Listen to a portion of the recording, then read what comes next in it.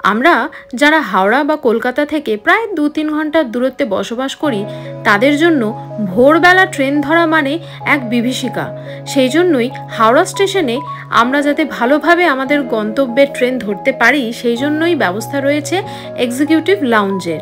আর এই এক্সিকিউটিভ লাউঞ্জের ব্যবস্থাপনা ঠিক কীরকম সেটা আমার এই ভিডিওর মাধ্যমে তোমাদের সামনে তুলে ধরবো।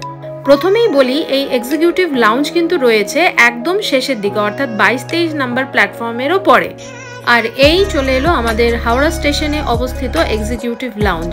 এই লাউঞ্জে তোমরা কিছুক্ষণের জন্য বিশ্রাম নিতে পারো, সেক্ষেত্রে ঘন্টা পিছু কিছু টাকা চার্জ করা হয়, মোস্ট প্রবাবলি 50 টাকা পার আওয়ার।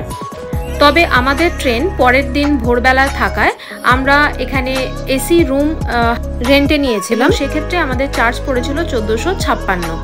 তো তোমাদেরকে এখন আমি দেখিয়ে দেব যে আমাদের রুমটা এখানে ঠিক কীরকম ছিল। আমাদের রুম নাম্বার ছিল 211। আর দেখো রুমটা ঠিক কতটা ভালো। আমরা ওদিক থেকে এসেছি, এবারে আমরা সোজা রুমে যাব, দেখে নেওয়া যাক রুমটা কেমন। তো প্রথমেই দেখতে পাচ্ছ যে এখানে একটা ডাবল বেড রয়েছে, যেখানে একটা বাচ্চা সমেত দুজন অ্যাডাল্ট কিন্তু আরামসে থাকতে পারে।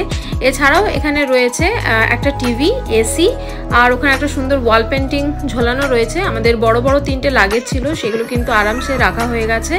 এবারে আমরা দেখে নেব যে ওয়াশরুমটা কেমন। এখানে ওয়াশরুমের আগেই একটা ছোট্ট ওয়ার্ড্রোব রয়েছে। এছাড়া বাথরুম ভীষণই নিট অ্যান্ড ক্লিন, ঝকঝকে তকতকে। আমরা যারা বাড়ির বাইরে যাই তাদের প্রথমেই মাথায় আসে যে কোনো জায়গায় থাকলে সেখানকার ওয়াশরুম কেমন হবে। এটুকু বলতে পারি এখানকার ওয়াশরুম একেবারে নিট অ্যান্ড ক্লিন। তাহলে আর কি, সমস্যার সমাধান তো হয়েই গেল। এবার থেকে লেট নাইট হোক বা ভোরবেলা এক্সিকিউটিভ লাউঞ্জ বুক করে আরামসে জার্নি করো।